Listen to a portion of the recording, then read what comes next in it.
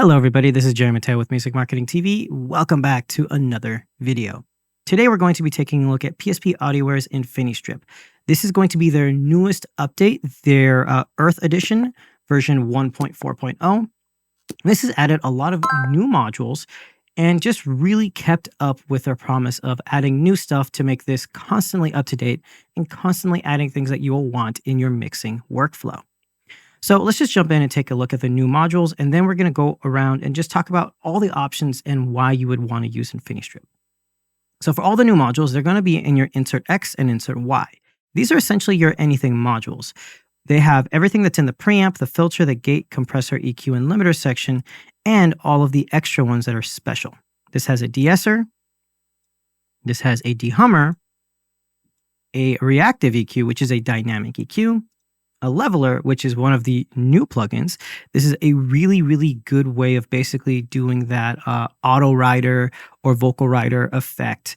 If you use consoles, a lot of digital consoles nowadays have a leveler for live sound. I use it literally every single time I have any tracks. But this is a great way of just saying, hey, I want my vocal to basically hit around this area at all times. And whenever it gets too loud, it'll very gently bring down the level, and when it gets too quiet, it very gently brings it up. It sounds completely different than a compressor. This is how you do things in a natural way. You have your floor, your mount. This is very simple and very easy to use. You have your timing control for how fast is it going to be, the sidechain high pass, and you can have auto, soft, or peak detection. And yeah, it's a really cool plugin. The next new one is the Snapforger. Now, this is a transient designer. A lot of people have been asking for this thing, including myself.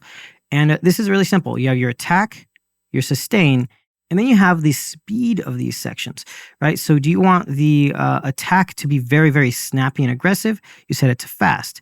You want it to be a little bit less grabby? You set it to the middle. And then slow is for that slower transient attack control. This is actually a very cool option that is not available in most transient designers, and makes this have the ability to have the sound of, I think, up to like 3 different attack controls and 3 different sustain controls. That, and you're also able to change between smooth and sharp style transient shaping. So it's either going to be a very smooth release or a very aggressive, snappy release. So this is really good at pairing it with maybe the medium or slow sustain, while you have the attack set to fast. You're able to get that kind of like metal or rock and roll style transient shaping without any of the artifacts. The trigger control is basically how often or how sensitive is this going to be. The lower you have it set, the more it's going to respond to pretty much everything going through. And if you bring this up, it'll slowly kind of release some microdynamics from the detection circuit. You have your output, your stereo link control. Soloing up basically will make you solo up just this module, meaning it will take it out of the signal chain, and then you have your external sidechain, and you can monitor the external sidechain, and it'll even tell you right there. Your preset menu is down here. Very simple, very easy plugin to use. The Tilt EQ is another new module that we have. This is really cool because the Tilt EQ doesn't just give you normal tilting where it has a center section and you just bring the highs up or the lows down or the opposite way. You actually are able to choose your center frequency as well as the kind of slope that your filter is going to be. It could be just your generic tilt shelf, or it can be a very soft curved tilt shelf, which is going to give you a more natural sound. And to be honest, it's a really good sounding EQ. The contour knob is kind of a little bit interesting. It's the middle of the band. You can select the center frequency, and you can even see the type of contour that you can have. But if you have like a contour knob on a guitar amp, lots of Line 6 guitar amps have that actually. It actually kind of has this scoop where it will get rid of the mid-range and it'll scoop it a little bit.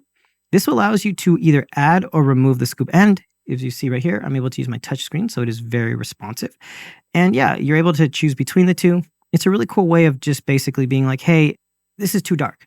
Let's brighten the whole thing up. And now it might be a little bit muddy. Let's scoop out a little bit of the mud and we're good to go. The enhancer is a really cool module. This is basically a harmonic synthesizer that allows you to enhance the high frequencies and the low frequencies. You select the frequency right here. This is going to be the center frequency. You have the trim, which is your overall volume, and then your ratio. Now, this is a very dynamic process. So let's say you're adding this on your cymbals. You set this to something in the high frequency range. If you set it really high, it will do a lot of like high frequency expansion and excitement in that range. But it is very smart and intelligent, and it knows when it's too much. So it will actually automatically dynamically reduce that enhancement. The same thing goes on for the low frequency. You're able to enhance the low end by selecting the frequency here. You have your trim, you have your link control, which will make it stereo, and it's pretty simple. The last of the new modules is the BigBass. Now, this is a true subharmonic synthesizer, and just by looking at it, this looks like it's a DBX subharmonic synthesizer. It looks just like one, just a very simplified version, and it does have the same controls. You're able to choose your upper harmonic and your lower harmonic. You also select the effect right here, which is going to be how much of the synthetic bass you want. You can bypass that or just use the infra shelf. This is basically a very, very low frequency shelf that will help boost the overall low end or cut it. You have the wet control, which is going to solo up only the harmonics and the final output, or you can just turn it off, which is basically just going to add the effect on top of whatever signal you have. You're able to have this work in a fast or slow mode. Fast if you have very transient material. Let's say you have a kick drum, while slow is very, very good for something like a bass guitar. This is a lot different than the normal enhancer. The enhancer does some dynamic and some harmonics, while the BigBass is completely just harmonic synthesis. It is 100% adding content. It's really cool because this extends the low end that you currently have and allows you to have an upper harmonic. While the enhancer is a very psychoacoustic enhancement, it does dynamics and a little bit of harmonic generation, but it's more of a softer, gentler effect, whereas BigBass, it's big. Now, one thing to note is every one of these modules can be anywhere in the signal chain. So any type of insert whatsoever, I can have my limiter here, my master control in the beginning. Everything is completely modular inside of this plugin. You have every control you'll need as far as gain, preamps with different types of distortion. You have analog style hiss, which can be brought up. And it is a very subtle hiss, but it is cool to have. And it's really nice when you really just want to have a noise introduced. Maybe you're doing some sound design. The filter section is another cool one. You're able to have your basic filters, which is just a low and high cut. Your pro filter, which will include a center bell, which can be changed to anything. A notch, a shelf, a wide bell, and a tight bell, which has a Q control. This also has the high and low pass filters. And then you have your sidechain filter, which is going to control the sidechain, the input of all of these plugins. So let's say you have an external source. You can monitor it. You can select how you want to EQ the way that this plugin is going to respond to that source. And this will not affect your signal. It will only EQ the sidechain of the incoming source. Your gate has 3 modules: expander, a hard gate, and a ducker. You will notice that these kind of look a little SSL. They sound a lot like the SSL channel expander, gate, and ducker. They've done a very good job of emulating one without saying that they're emulating one. So really good job on PSP Audioware. The compressors is another option. We have an opto compressor. This is going to be an LA2A style compression, a FET compressor, VCA, SSL-ish, and then an old timer, which is an actual import from their old timer plugin. I have used that plugin for so many years, and I'm glad that it's in here. Your EQ has 3: the normal channel EQ, the precursor, which is kind of a Pultec style EQ, I believe, and then the retro Q, which I believe is an emulation of an Altec. I might not be correct on that. It's been a while since I've been on the PSP Audio website, but this is a very smooth analog style EQ. And you can even turn off the noise or the saturation right here. I think this is just saturation emulation. All the noise is on your preamp section. We've been over the inserts. And then the only other thing that we have is your limiter section, which has an opto limiter, a VCA limiter, a brick wall limiter, and a saturation knob, which has the shapes of valve, valve 1, valve 2, tape 1, tape 2. Then you have soft clip, hard clip, and then you have the smooth control, ceiling, which is going to be when you start clipping your output, linking, soft knee, or soft saturation mode, and then your high pass filter to prevent it from triggering from the low end. Your master control is just your master control. It will allow you to have stereo width control, balancing of the stereo image, pre and post view, and then having a master fader to gain compensate all of your plugins. And that's it. That is all there is to the UI. So let's go ahead and take a look at this session. Let's jump in and let's see what Infinistrip can do to a live recording. All right, so I have a session here. This is a cover of Marimba, and this was recorded, I believe, a couple years ago on an X32 rack, on my X32 rack. Now, I have Infinistrip on every single channel. And if we look at my mixer view right now, we can see that, yes, we have Infinistrip. We might have some debleeding or some like spectral cleaning, but everything is basically just Infinistrip. Maybe a little bit of a reverb. It's nothing crazy. But what is crazy is how much this changes the sound source. So what we're going to do first is listen to this track. We're going to go to our performance button, select every instance of Infinistrip and bypass it.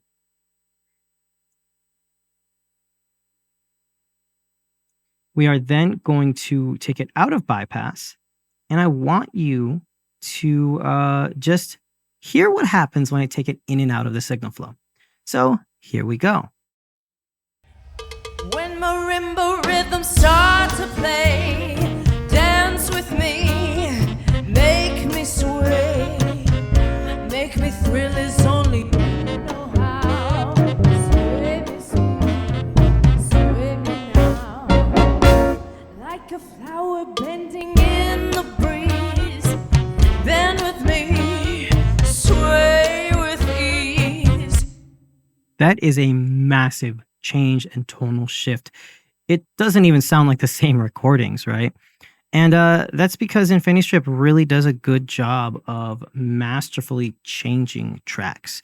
So let's start off with the drums, right? For the kick drum, as you see, I'm really relying heavily on the Snapforger. This is a really cool module that will allow you to have a lot of transient control. I'm also using BigBass here, and you can see that I've actually moved it over here. Instead of having it near the end of the signal chain, I have it before the filter section. This is because this is going to generate complete harmonics. So this is going to just completely generate low-end frequencies, and I want it to thicken up the sound of the bass drum and then filter it out so I don't have too much of it. And then using the precursor EQ and the Snapforger to shape the tone and the response that I want. And then I'm going into the FET compressor. This is just to, honestly, to crush the sound. Let's bypass it and just take a listen.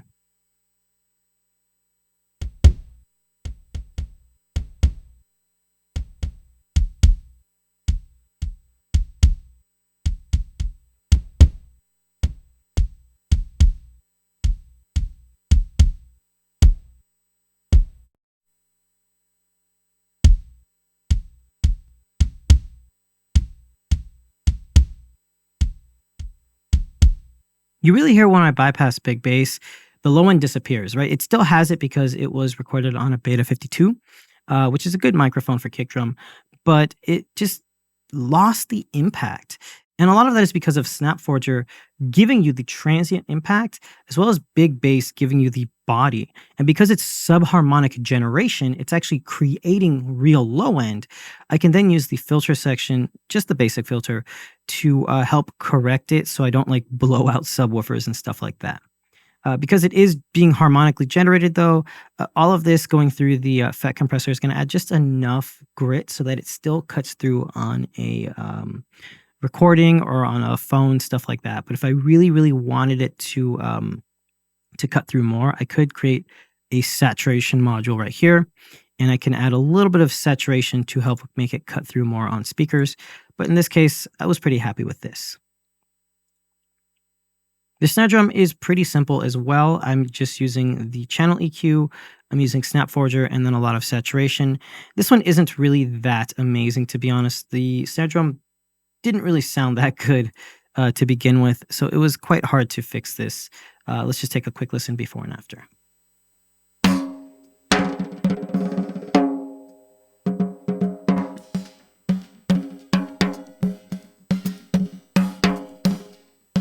right? It's not doing amazing, miraculous, world-ending changes, but it's adding some life to it. The Snapforger is really doing a lot of work here to kind of enhance the attack of the snare and reduce a little bit of that resonance. I could go in and do a trigger, but to be honest, it was too dynamic to really work with triggering. The toms was one that got quite a lot of love, to be honest. And as you see with this, I'm using Snapforger and the enhancer. This is going to give the toms a nice, cool smack, while not giving it too much subharmonic generation, because I want the subharmonics to be generated on the low end, the kick drum. So let's take a listen to this one. So we'll go right here, and here we go. Sounds really good, right? Let's bypass it. That's crazy. If we bypass Snapforger and enhancer, still sounds good. But let's bring them in. See how it controls? And then that enhances. Really, really good.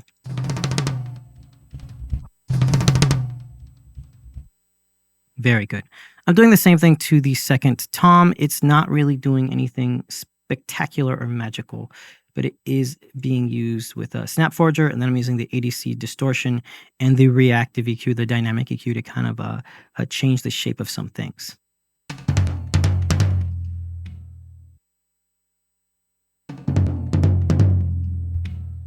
So nothing, world-ending, but it is doing quite a giant tonal shift. The overheads is another one where I'm utilizing the enhancer. I really like the enhancer. The expander is just being used as a gate. And let's just bypass the enhancer and we'll bring it in.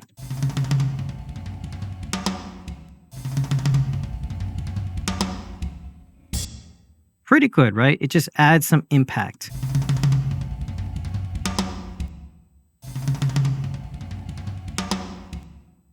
Pretty cool.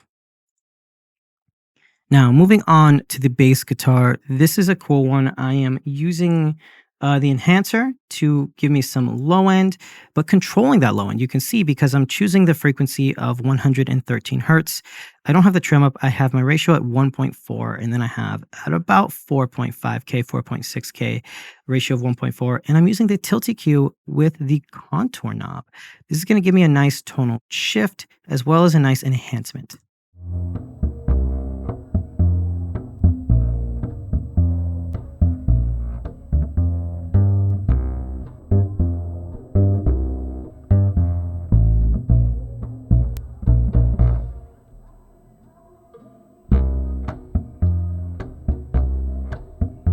Just giving me a nice controlled tone. The electric guitar is a pretty simple one. I'm using the tilt EQ with the enhancer. And let's just take a listen to this one.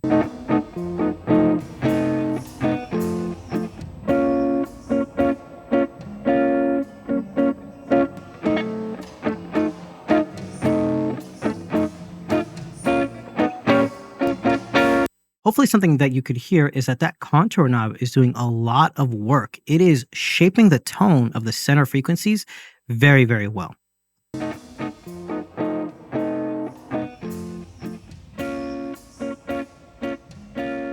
Really cleaning it up in a very nice musical way.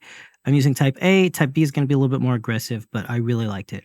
I am then going into the opto compressor because guitars really need just a squish. They don't want to be completely compressed.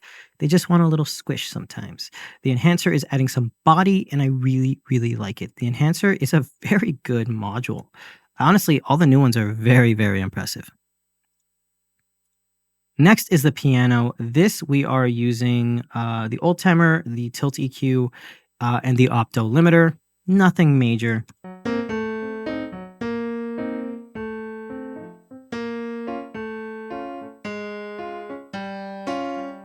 This is really just kind of squashing it. Keyboards are very, very often a very aggressive section. And then finally, we have the vocal. Now, this is the one module that I really think deserves to be on vocals at almost all times. The leveler is perfect for making sure that vocals stay very consistent without having an overcompressed sound. One thing that I do quite often is, if I'm not using a leveler, is I will tend to do stages of compression. I will do like 2 or 3 compressors just to make it sound like it is not being overcompressed. But this leveler is doing absolutely amazing work. I have it as a soft knee. The time is set at 630. A little bit of a sidechain high pass right here, just because I don't want it to detect the low end rumble. And you're going to see that my ratio or my area is actually quite big. I have it going from 9 dB to 6 dB, and it's just doing a lot of very nice control. To play, dance with me, make me sway, make me thrill as only you know how. Sway me smooth, sway me now, like a flower bending in the breeze. Bend with me, sway with ease. Right there where she said sway with me, right? You really saw how it ducked it down. I didn't do it too aggressively. I don't have it set as a peak, but I don't have the time set as super slow. I could slow it down a little bit more, but I really liked it kind of having a little bit of a sound without it being too aggressive. And then the reason why I did that is because I go into the EQ and then I hit the old timer for that compressed sound. I then use the de-esser to make it sound really nice and smooth, and then I'm just using the VCA limiter as a touch. This is doing quite a lot of work, and if I bypass it completely, it just sounds like a night and day.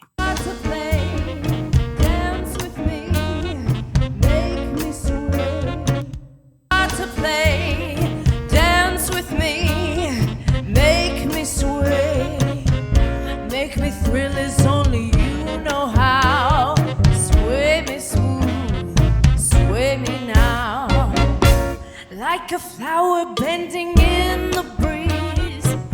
Bend with me, sway with ease. Very, very good leveler. Now, if you do want this to sound smoother, take off the sidechain high pass. This is going to make sure that it is listening to the whole frequency range, and then increase the time. This is going to slow it down, make it a little bit less reactive. You can also have the noise floor set onto where it stops detecting things.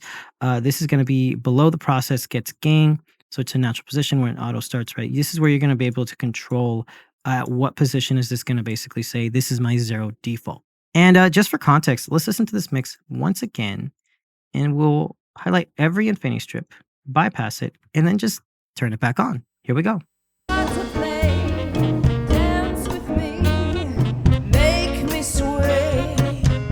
Make me thrill as only you know how.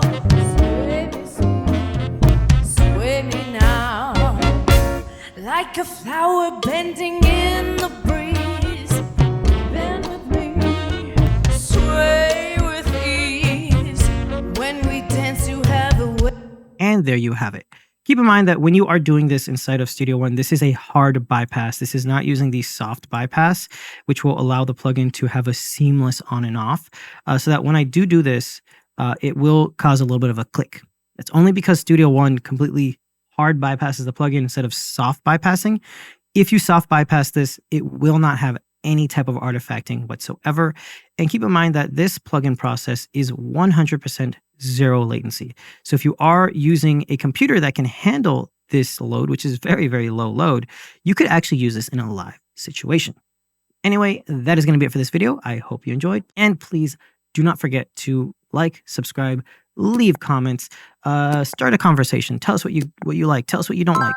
You know, just chat us up. We love interacting with you guys, and we love wanting to know what you guys want to see next. This is Jeremy Mateo with Music Marketing TV, and I will see you guys next time. Bye.